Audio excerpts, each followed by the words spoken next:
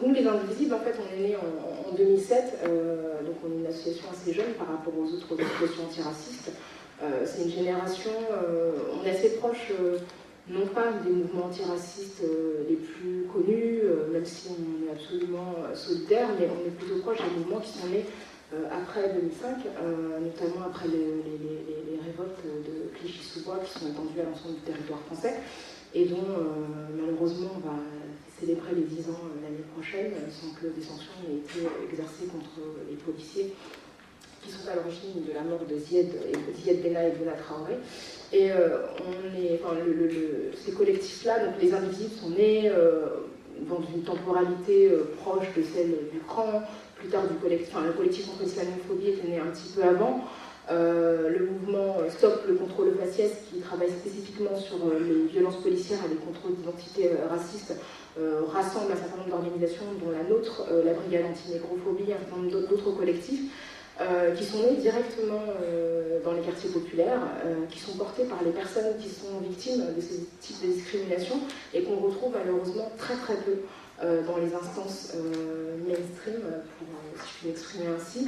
Et moi, je voulais intervenir sur ça, en fait, sur ce décalage qu'il y avait entre les positions qu'on pouvait les uns et les autres exprimer de manière tout à fait juste et absolument appropriée. L'appel qui a été signé par tous ces collectifs est absolument pertinent et juste dans sa temporalité, dans le fond. Mais ce que je constate aujourd'hui, c'est qu'il y a un véritable décalage entre les propos exprimés et les personnes qui peuvent les porter. Ce que j'observe comme ça en regardant la salle qui est en face de moi, je vois très très peu des camarades avec lesquels je lutte quotidiennement. J'ai le sentiment qu'il y a peut-être moins de couleurs, alors peut-être que je me trompe, peut-être que ma myopie me trompe, mais j'ai quand même le sentiment que voilà, les habitants des quartiers populaires, les gens qui sont visés par les discriminations, je ne sais pas s'il y a des Roms parmi nous par exemple, je ne suis pas certaine, je ne vois pas beaucoup de gens qui ont la même couleur de peau que moi par exemple, je vois madame là-haut mais j'en vois pas d'autres. Alors après c'est vrai que je suis une donc voilà, c'est possible que ce soit le cas, mais c'est quelque chose que je trouve assez récurrent.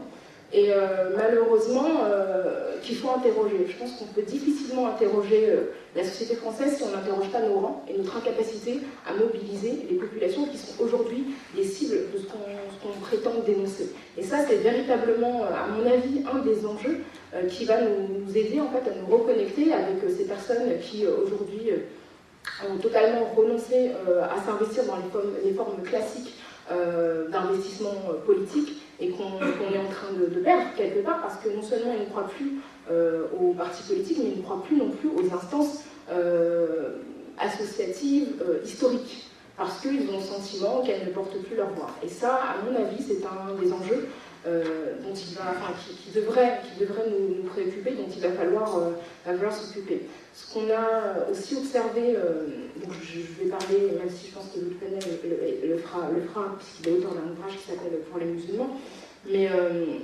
la Ligue de l'enseignement s'est illustrée dans l'histoire parce qu'elle a été une des organisations qui a porté la loi de 1905, donc qui était la loi qui a consacré le principe de laïcité, ce principe qui a été énormément dévoyé ces dernières années.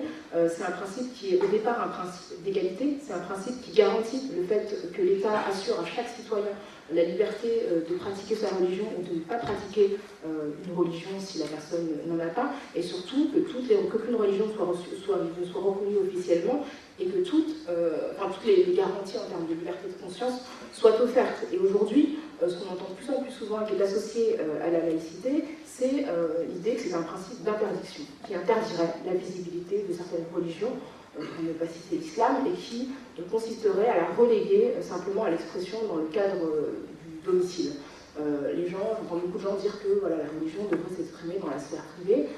La sphère privée, c'est pas chez soi. La sphère privée, on l'emporte avec soi, où qu'on soit. Et l'État doit nous garantir à tous la liberté d'exprimer ou non une religion, qu'on en ait une ou non. Et ça, c'est quelque chose qui, pour moi, est un glissement qui est intervenu non pas à droite, dans la droite la plus dure, mais dans nos rangs à gauche. J'ai un peu travaillé dernièrement sur l'affaire des foulards à Creil en 1989, et en fait, à l'époque, SOS Racisme, qui par la voix d'Arlène Désir, était opposé à l'interdiction du port du foulard dans les établissements scolaires, et Arlène Désir exprimait clairement sa crainte de voir le retour de l'assimilationnisme.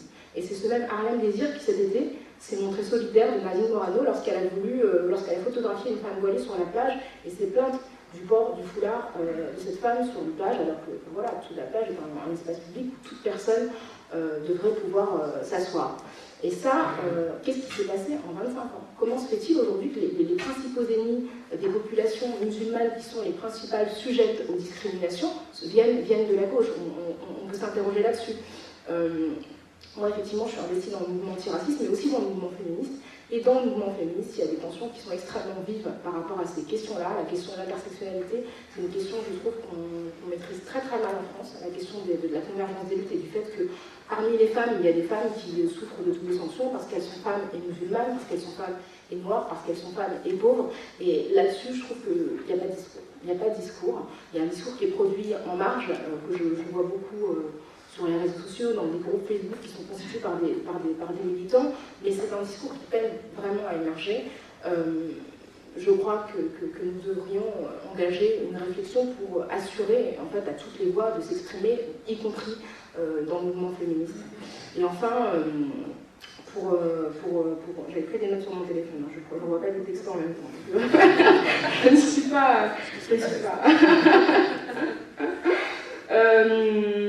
Voilà, et l'autre chose que je voulais souligner aussi, c'est l'émergence dans le vocabulaire de ce terme de communautarisme.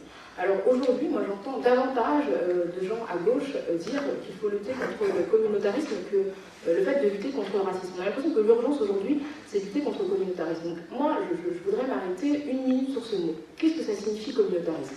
Le communautarisme, si on prend le mot tel qu'il est exprimé, ça signifierait qu'il y a des groupes qui auraient pour projet politique de former des groupes autonomes et séparatistes dans l'idée du communautarisme.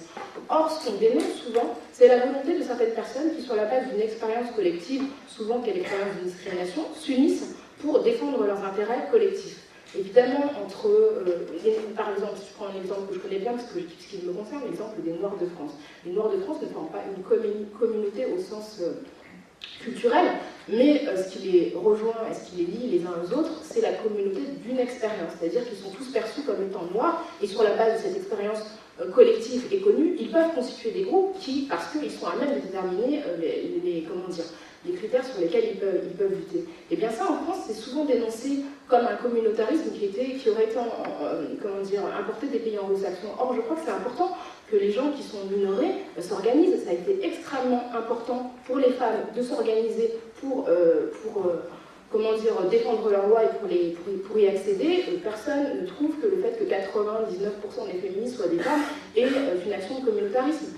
Et si je peux me permettre, il y a un communautarisme qu'on ne dénonce jamais, c'est le communautarisme masculin, blanc, hétérosexuel. C'est celui qui, pour moi, est aujourd'hui, en France, le plus efficace. C'est celui qu'on voit au Parlement, dans les deux chambres, c'est celui qu'on voit à la tête des plus grandes entreprises, celui qu'on voit à la tête des plus grands médias, c'est celui que l'on voit à la tête des plus grandes institutions financières. Et là, pour le coup, c'est un communautarisme qui est extrêmement organisé, qui est capable d'exclure la majorité de la population. Et je suis très étonnée en fait qu'on se concentre sur des groupes minorés qui ne disposent pas de pouvoir, au lieu de dénoncer en fait la captation d'un pouvoir par un groupe majoritaire. Enfin, je vais m'exprimer brièvement, puisque le temps qui m'est imparti est court. Moi, je voudrais parler des réseaux sociaux, puisque c'est une question sur laquelle c'est une question qui m'intéresse, parce que je crois qu'il y a une expression extrêmement forte des mouvements militants qui s'expriment là et qu'on n'a pas forcément, on ne parvient pas forcément à bien représenter. Il y a effectivement une montée des haines très importante. J'ai eu l'occasion, j'ai moi-même été visée par un appel au viol. J'ai eu la chance parce que la personne a été retrouvée et condamnée, donc ce qui m'a donné l'occasion de faire une enquête, un documentaire. Et en France aujourd'hui, en fait, on a tendance à vouloir prendre un tour répressif et à déléguer la responsabilité en fait de faire disparaître les propos haineux en demandant à Twitter, par exemple, de faire disparaître ces propos-là. Moi, je crois que c'est vraiment pas une bonne option. Je pense qu'il faut qu'on s'organise pour pouvoir produire un contre-discours. On a cette culture en France répressive qui veut invisibiliser en fait les discours qui nous posent problème. Ce qu'il faudrait, c'est vraiment permettre et peut-être mettre en place des formations au sein des groupes militants, mais en tout cas permettre à chacun et à tous de pouvoir submerger les discours de haine. C'est pas normal en fait que l'extrême droite soit aussi bien organisée, aussi efficace, alors que nous en face, on est absolument incapable, ne serait-ce que de rivaliser de manière extrêmement timide. Donc je crois que là-dessus, il faut vraiment être vigilant